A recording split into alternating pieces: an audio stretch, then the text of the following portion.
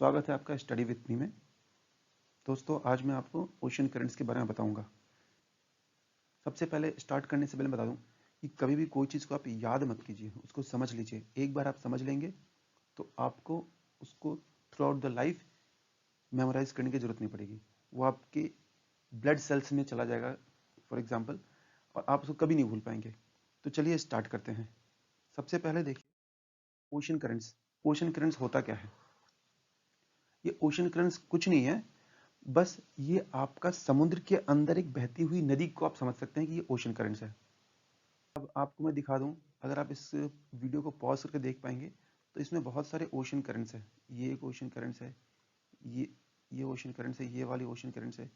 अब ocean currents होते हैं दो टाइप की, एक होता है वार्म करंट, एक होता है कोल्ड करंट।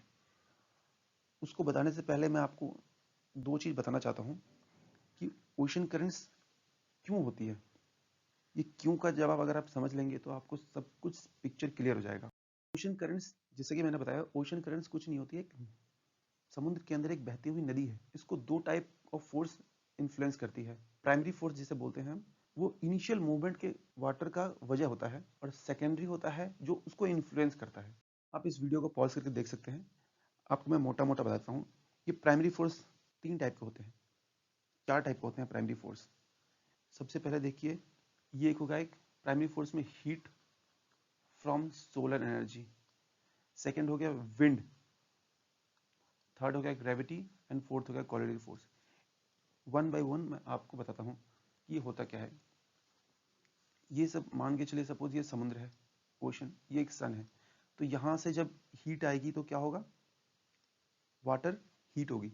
जैसे ही पानी गर्म होगा तो आपको पता है कि पानी की जो डेंसिटी है वो ठंड में ज़्यादा होती है और गर्म में कम होती है।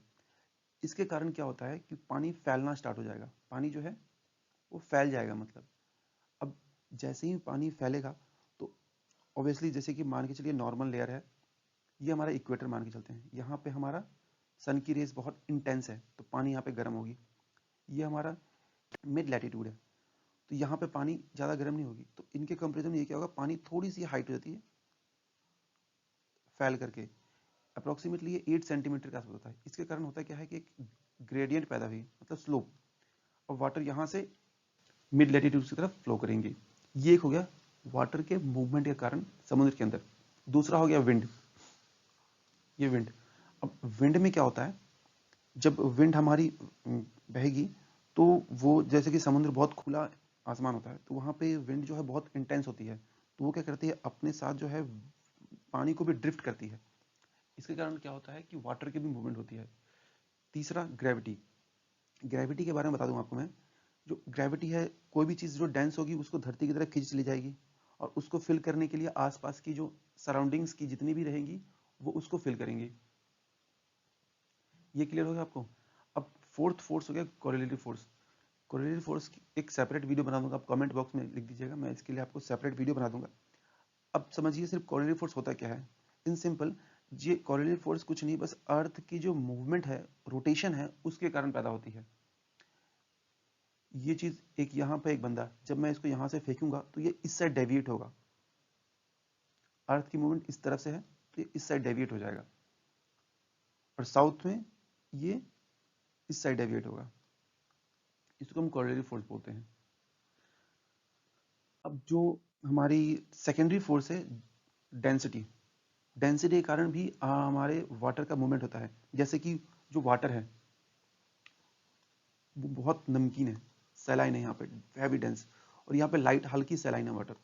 तो ये हैवी वाली, हैवी जो सलाइन वाटर होगी वो ज़्यादा डेंस होगी, तो वो क्या करेगी, नीचे चली जाएगी, और इसको फिल करने के लिए साइड से वाटर जो लाइट डेंस में है, मतलब लाइट सलाइन है, वो उसको फिल करेगी।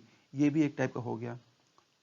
दूसरा क्या होता है, जो पोल है, हमें पता है कि जो ठंडी पानी होती है वो ज़्यादा डेंस होती है, सॉरी, और जो नॉर्मल पानी है वो लाइट डेंस होती है।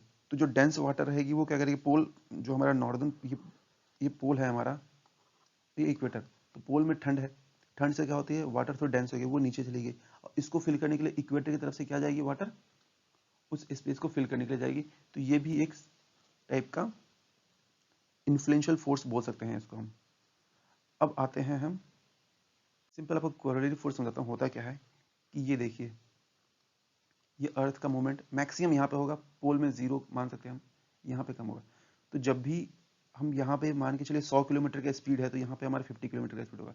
जब मैं यहाँ से कोई चीज़ फेंकूंगा तो इसकी स्पीड कितनी होगी? 100 किलोमीटर। इसकी स्पीड, इस प्लेस की स्पीड कितनी होगी? 50 किलोमीटर। तो ये जब जाएगा तो 100 किलोमीटर की स्पीड से जाएगा ना ये, और ये 50 की स्पीड से, तो ये इस तरह से डेविएट होगा, मतलब ये स्पीड धीरे धीरे कम होगा। तो ये जो अर्थ की मूवमेंट ऐसे हो रही है, इसलिए हमारी एक डिफ्लेक्शन होती है। सिमिलरली इस साइड भी होगा, ये 100 की स्पीड में है, ये 50 की स्पीड में है। तो जब भी कोई चीज़ हम फेंकेंगे तो ये इस साइड डेविएट होगी। डेविएट क्यों? क्योंकि ये कम स्पीड में है और ये ज़्यादा स्पीड में है। तो बॉल की स्पीड मैक्सिमम 100% या 100 की स्पीड से चलेगी ना वो, तो ये इस साइड चली जाएगी बैक में। इसी को हम बोलते हैं कोरोलरी फोर्स। ओशन करंट्स को याद करने का सिंपल सा तरीका है, हमें कभी भी याद नहीं करना है कौन सा करंट वार्म है, कौन सा करंट कोल्ड है। सिंपल सा आप एक फंडा याद रखिए, जो भी हमारी ईस्ट कोस्ट होगी, कलर चेंज कर लेता हूं मैं, 1 मिनट। जो भी हमारी ईस्ट कोस्ट होगी, ये हो गया, आप नोटिस कीजिएगा इस चीज पैटर्न को, सारे के सारे हमारे वार्म करंट है, मैक्सिमम सारे वार्म करंट है। आप एक चीज नोटिस कीजिएगा कि जो भी हमारी ये ईस्ट कोस्ट है, सारे के सारे वार्म करंट है, जो हमारी वेस्ट कोस्ट है वो कोल्ड करंट है। ये वेस्ट कोस्ट कोल्ड करंट। अब एक चीज देखिए, बस एक हमारा जो वेस्ट कोस्ट ऑफ ऑस्ट्रेलिया है, ये हमारा एक वार्म करंट है। ईस्ट कोस्ट ऑफ ऑस्ट्रेलिया भी वार्म करंट है। ब्राजील भी वार्म करंट है। इक्वेटर के पास जितने भी होंगे वो सारे के सारे वार्म करंट होंगे, क्योंकि यहां पे क्या हो रही है? हीट सबसे ज्यादा है। Gulf stream warm current. ये जो कैलिफोर्निया करंट है ये कोल्ड करंट है। आप देखिए जो प्लेस है उसके नाम पे ही रखा गया है। यहाँ पे पेरू है, पेरू किस साइड है हमारा? वेस्टर्न कोस्ट में, तो पेरू करंट क्या होगा? कोल्ड होगा। ब्राजील किस साइड है? हमारे ईस्ट कोस्ट की तरफ, तो यहाँ पे ब्राजील करंट जो है हमारा क्या होगा? वार्म करंट होगा। सिमिलरली सोमालिया इधर पे हमारा, तो यहाँ पे तो वार्म करंट होगा। हम इसको याद करने की जरूरत नहीं है, यहाँ पे पता है ये बहुत गर्मी का इलाका है, तो यहाँ पे वार्म करंट ही होगा। ये एक याद कीजिए, जापान के पास में है, जो एग्जाम में बहुत बार पूछा जाता है। और ये वाला, इस 2 करंट को याद कर लीजिए आप, आपका ओशन करंट का टॉपिक लगभग कंप्लीट हो जाएगा। थैंक यू दोस्तों। अगर आप चाहते हैं कि इसमें मैं कुछ इंप्रूवमेंट करूं, तो आप प्लीज़ मुझे कमेंट कीजिएगा। ये मेरा पहला इनिशिएटिव है और मैं चाहता हूं कि इस तरह के और इन्फॉर्मेटिव वीडियोस आपके लिए लाते रहूं, ताकि आपके कॉम्पिटिटिव एग्जाम में कॉन्सेप्चुअल क्वेश्चन आप मिस ना कर पाएं। Thank you.